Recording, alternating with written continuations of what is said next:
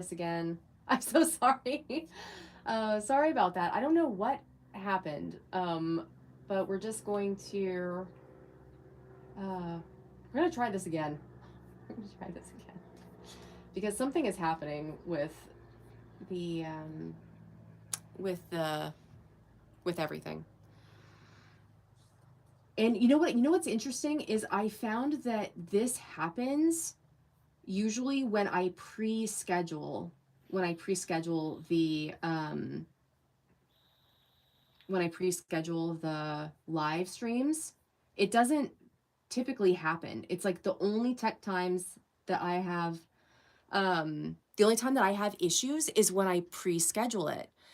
And I don't know why that would be. It must just be coincidence, but yeah, I'm so annoyed, you guys. Super annoyed. Technology, man. That's dumb. Ugh. But I'm not saying it doesn't like glitch out a little bit, but sometimes it completely like disconnects me. And it's just, it's dumb. Okay.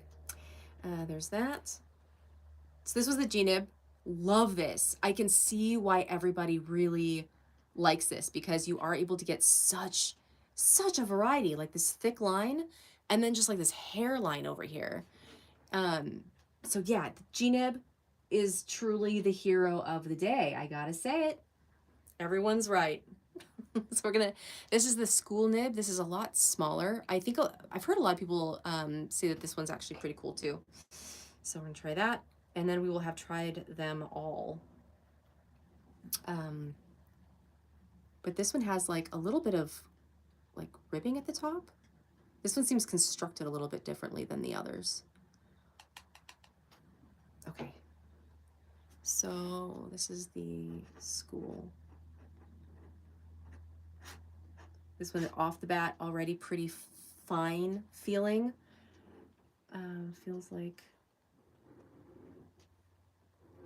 Feels pretty good here. This one feels a little. This one feels a lot like the Japanese nib actually.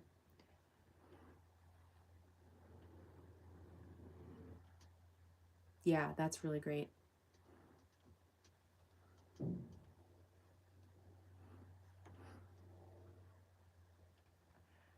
Less scratchy.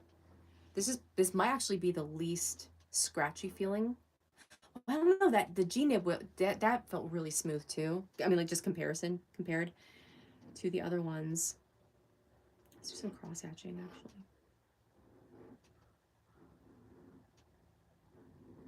This one also has a bit of stiffness to it. Like you do need to push quite a bit more.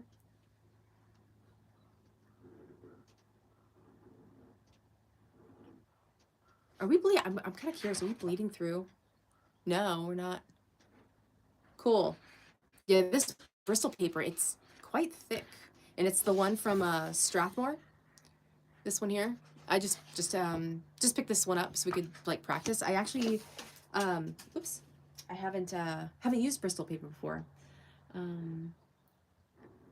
That is a new one for me.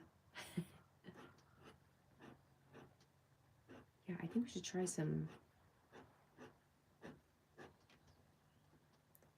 I definitely like the feel sketching on the Bristol more so than like the sketchbook paper, but I think we can probably get used to that. But this is definitely going to be a really fun learning process, I think.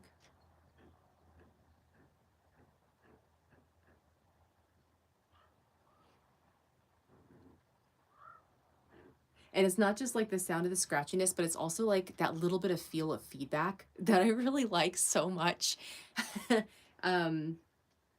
There's just that tactile experience of this scratchiness is quite cool.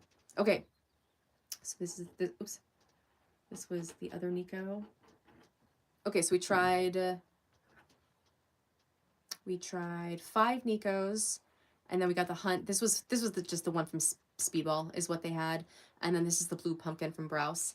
Um, you know what? They're all incredible. And I think this was actually a pretty rad haul.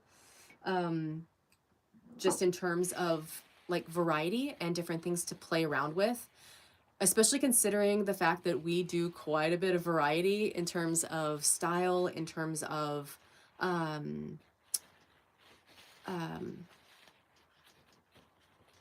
see, I love Strathmore sketchbooks so much. I paint with watercolor gouache and they've never bled. Oh, nice. Did you for the watercolor, did you find that you were able to get it to dry pretty flat, or did you find like it still kind of wants to wave up quite a bit on you? This feels pretty thick. Like it feels like for watercolor it would be pretty great. Because the one, but sometimes like I'll use that my little sketchbook, the one from Talons. That one can handle some watercolor, and as long as I just let it dry like enough to close it, then everything's fine. It doesn't get the paper doesn't warp super bad. Bye, Kay. Have a good one. We'll see ya. We'll see you later. Yeah, sweet. I think out of all of them, I think it's a toss up between in terms of experience. I think the G-Nib is definitely my favorite. I can see why everybody loves it. The mapping is going to be epic for some really great detail, or like very fine details. I've been getting a lot into Edward Gorey, and I've been getting more into things that are a little more detailed and smaller. And even with my finest micron, like my O1, I still feel like it's just I'm still having a hard time finding those really fine and lighter lines. So I'm definitely going to be using this probably for some of that. And I did find that somewhere online it said that Edward Gorey in particular used a 104 nib, and I didn't find that out until after I ordered these. So I'm going to be I'm going to probably look up and see how different the nibs compare to the how they compare on that scale. But the nibs that are more flexible, I like that option. But I do, one of the things I did like about the Japanese and some with the Nico was like having something that's both flexible but a little bit more a little bit stiff, but there was a smoothness in it. So it wasn't like so flexible that it was super easy to change the lines, but it wasn't so stiff that it was difficult. Like it was like the happy medium. So definitely these two are um, the current favorites, I must say, for that one. Mm. So those are pretty great on that front. Um, and but yeah, I am bummed, you guys, because I did get this one, the Pilot Kakuno, but when I opened the box, the nib was all bent up, like it's all like twisted, and I don't think that's right. Almost like the very tip of it got jammed, and I'm tempted. I might just email them and ask them if they can send me like a replacement nib instead. But part of me just kind of wants to just try it and see how it looks. Because having it bent like that, it might actually produce some pretty cool stuff. And from what I understand, the nibs do come out of these, so we might be able to just put another nib in.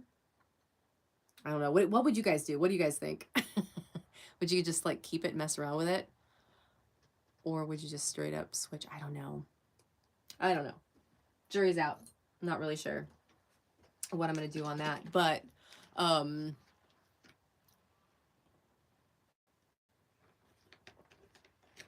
and then today what I did want to play around with was, well, we were playing around with this with our tree with our tree that has been like in progress for like several days now. We've just been like playing around with it and chipping away at it. But honestly, you guys, I'm kind of not. I think I think one thing that I'm trying to see, I would personally ask for a replacement. They'll probably let you keep the bent one anyway. I think that's true, huh? Yeah, Dorian, I think you're right. Yeah, you're right. Thank you for being a voice of reason. Thank you for being a voice of reason. I actually want to come back to this blue pumpkin and see. I feel like I was talking about something and then looked at the chat. So if I'm a little all over the place, um, it's mostly because I just like hanging out with you guys. Okay, but yeah, the blue pumpkin was the one where you can really like spread that out. How fun is that? Isn't that cool? And just get some really. I can see why a lot of people. I think a lot of people who are into calligraphy. I think that's where I've seen a lot of this. But I have seen other people really enjoy sketching with it as well. But it is very. I think this is probably the most flexible of the bunch, and I think it would. That's really gonna probably depend on my mood and probably depend on how I'm just feeling. Oops, on how I'm feeling or what I'm in the mood to make that day. I think the flow on this one's not quite. I might need to. Well, I don't know. The ink's covering it pretty well, but I'm wondering if maybe because this one is so has a lot of nooks and crannies to it. I'm kind of wondering if I didn't quite get all of the factory coating cleaned off, or if I'm just not holding it upright enough. That could be too.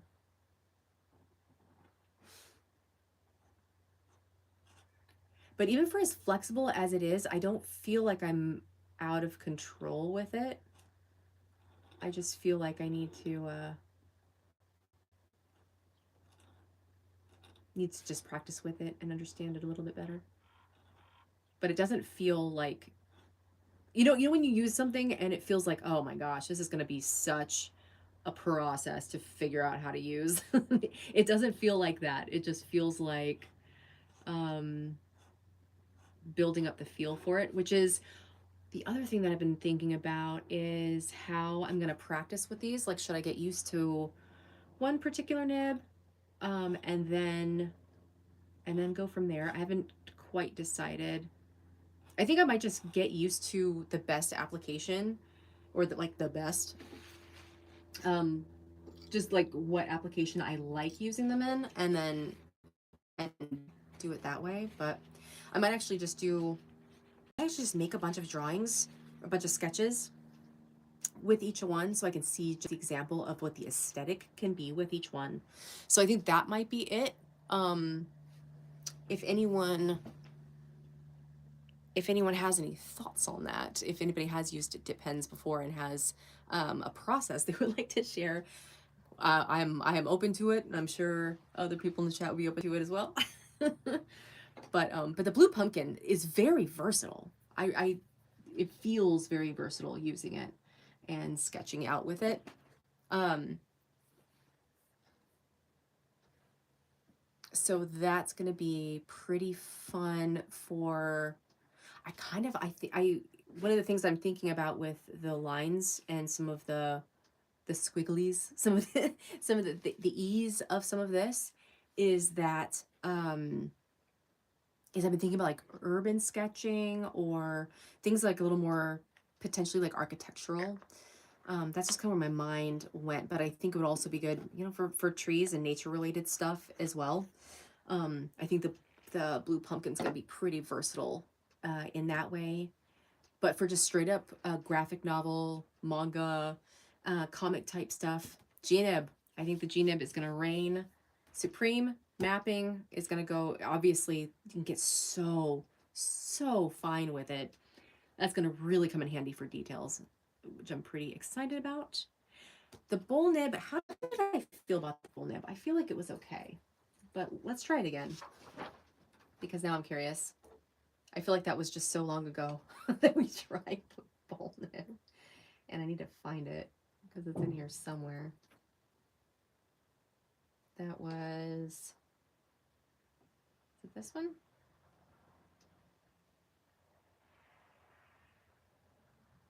Kelly, how are you? How are you feeling? Yeah, so this is the hunt. It's the speedball Hunt, what did I say? 512? Yeah, 512 extra fine. So I want to come back to that one and see how my thoughts and feelings have changed about it. If I can remember what my thoughts and feelings were to begin with, because that was like four nibs ago. All right, let's see. And you know what's funny, you guys, is I had looked up like all of this different, like all just information about these nibs, but now I've just like, it's all like flown out of my head. I've forgotten all of it. All I really remember is that the G nib is preferred by a lot of, yeah, this is way more flexible, but the G nib is more preferred by a lot of illustrators, comic book artists. But yeah, this one is way more flexible, which might be, I'm kind of thinking about through the lens of just being a beginner to depends. And I find the flexibility fun. Um, yeah, I don't think I'll get frustrated because that seemed pretty simple. I don't think any of this is rocket science. I think it's all just, I think it's all just going to be feel, which is what so many other art supplies. It's it's all feel and knowing what to use for what you want to make. Yeah.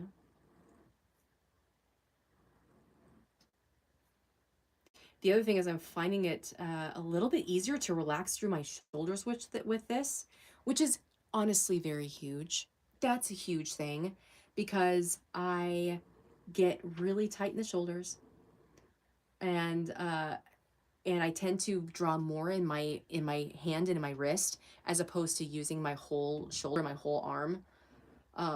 Again, part of that could be back injury stuff, but also I've been like that for like a while, you guys. I've been like that. That's been that's been a thing for like a while throughout my life. Um, but yeah, I don't know. I think they're all good. Not a bad one in the bunch, let me tell you. I think they're all they're all great in their own ways. Having a high fatigue day. Oh man, the pain is lower than it was like a couple days when it was severe.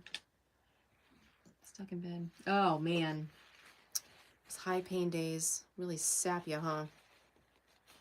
It takes so much. Oh god, it just nobody ever talks about like just uh, how draining chronic pain is, like mentally, physically, emotionally. It's just rough.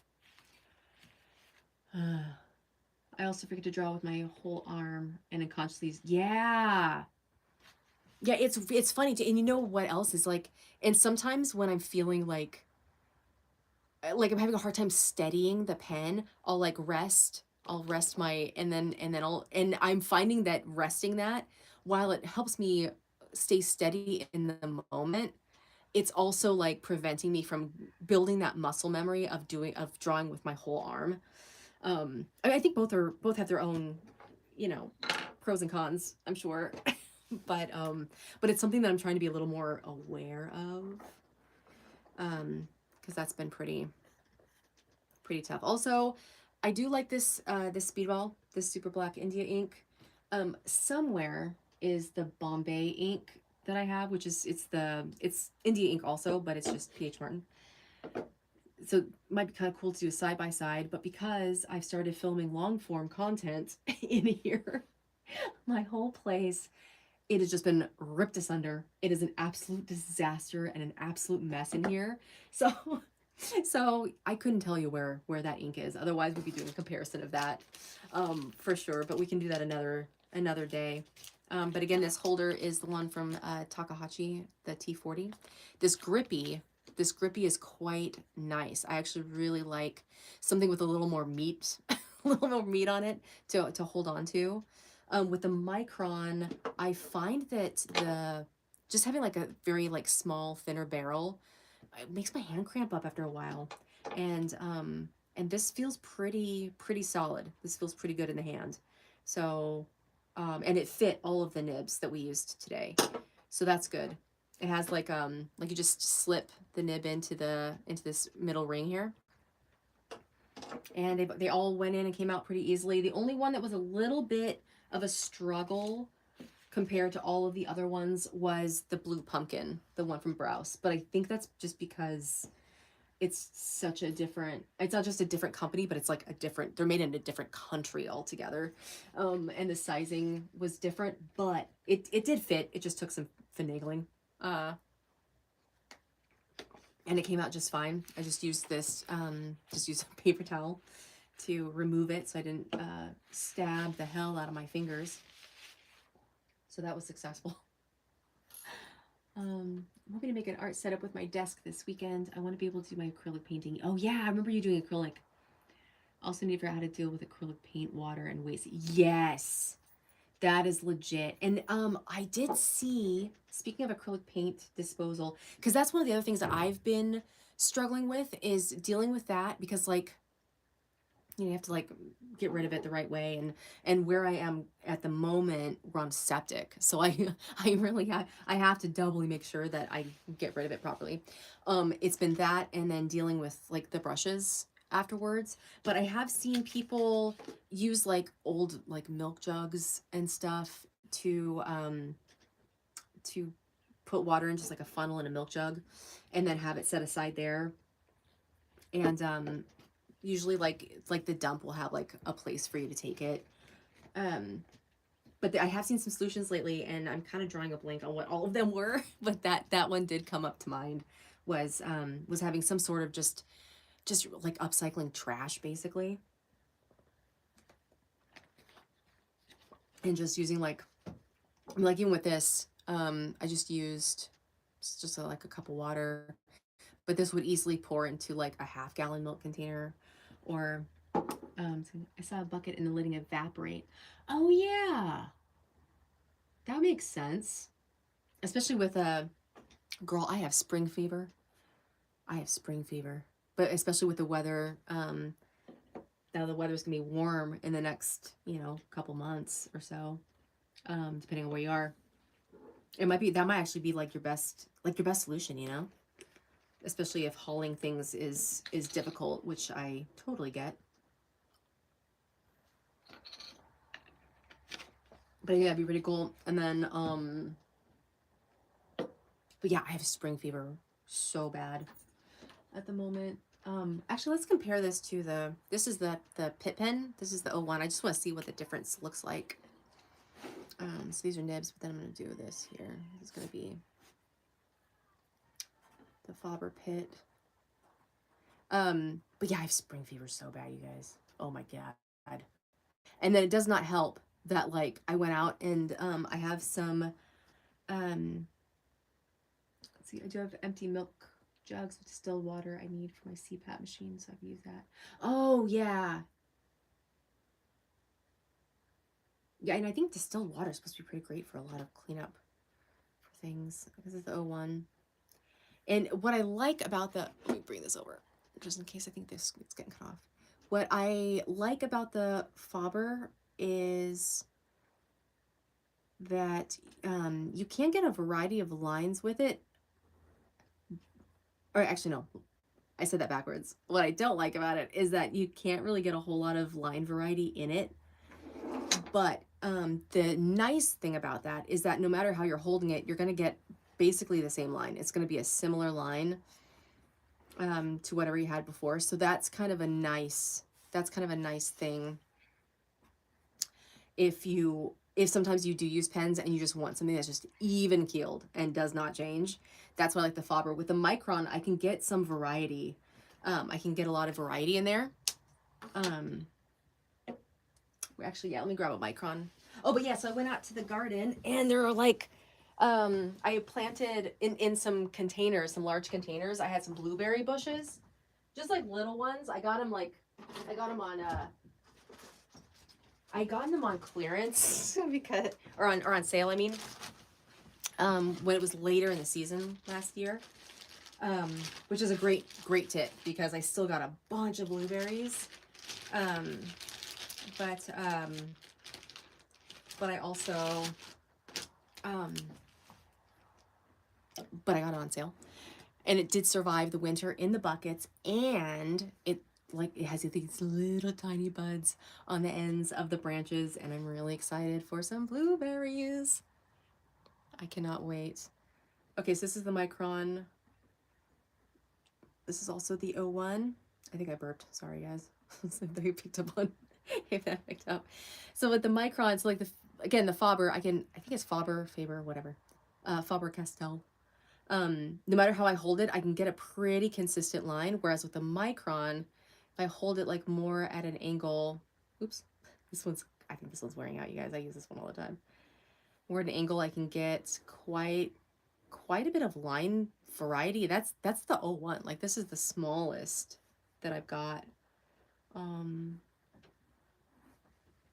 I can get a variety of thicknesses in there, depending on how I hold it. So that is one like perk of the Micron. But if I don't feel like dealing with that and I just want to just like check out completely and just, but I also want to have something that's kind of uniform, I can just do the pit pen. And I did get some of the it was the pit pen, but the brush pens. Actually, let me grab those because I kind of want to show you those. They're actually pretty cool. I wasn't so sure about them at first. But I got the brush pens. They had these on open stock, so I just picked up like a variety, just a small palette of them for just like I specifically wanted these because they're not alcohol, and so I could just doodle in bed like before, like part of my nighttime routine has been just doing like just some like sketching, laying down some color, just playing around right before bed, and I just wanted just like a little bit. So this is isn't that pretty? But I don't like the smell of the alcohol pens. I'm such a baby about it. But I really like some of the, this is the dark indigo. But I'm actually getting some really fun effects out of it. Like some really cool, like skipping. And you can get a pretty fine line, and then you can just come in. Like I like to do it from the side. And then they build up really nicely.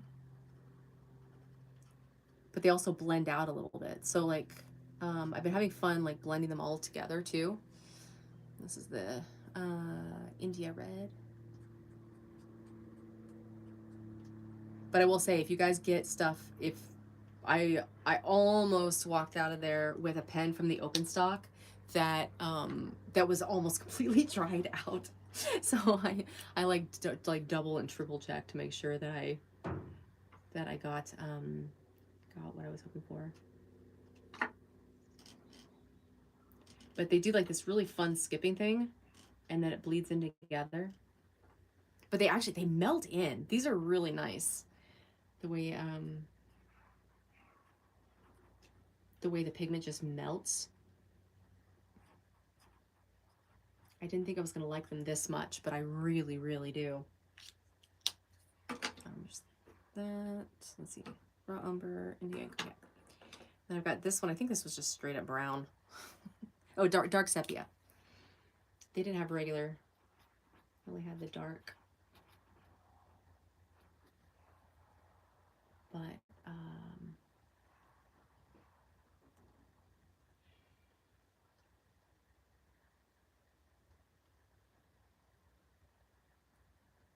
yeah, I really like that.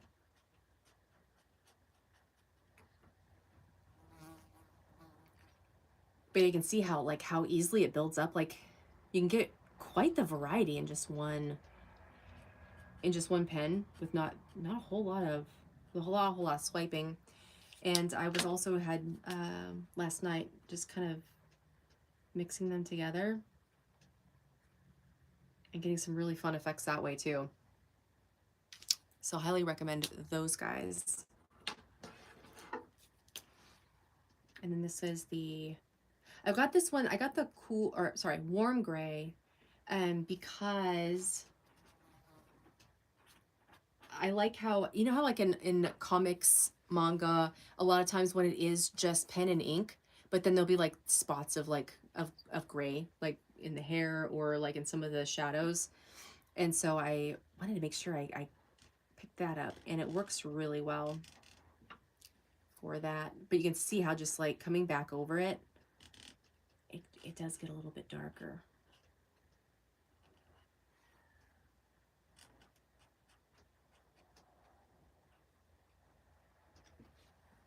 Super fun. Super fun. But the way that when I do another layer, it tends to bleed into the first when it's still damp. A lot more so than I thought it would. Um, it's been a very fun one to practice and play with. And then there was one other thing I was going to share with you, which was what? What was it? It was something in particular. And I can't remember what it was now.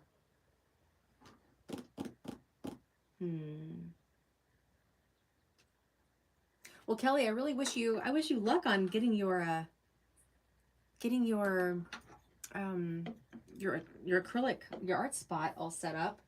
And hopefully it'll be something that will feel comfortable too, huh? Because you've been feeling kind of not great. Dealing with all that. Hopefully you'll get a setup that works well. I found like with this space that I've been kind of adjusting the area quite a bit to make it feel somewhat comfortable depending on the day, just because, man, I mean, I don't have to tell you like how pain just kind of moves around, and some days are worse than others and some days are whatever. But I hope you find a configuration that works well for you.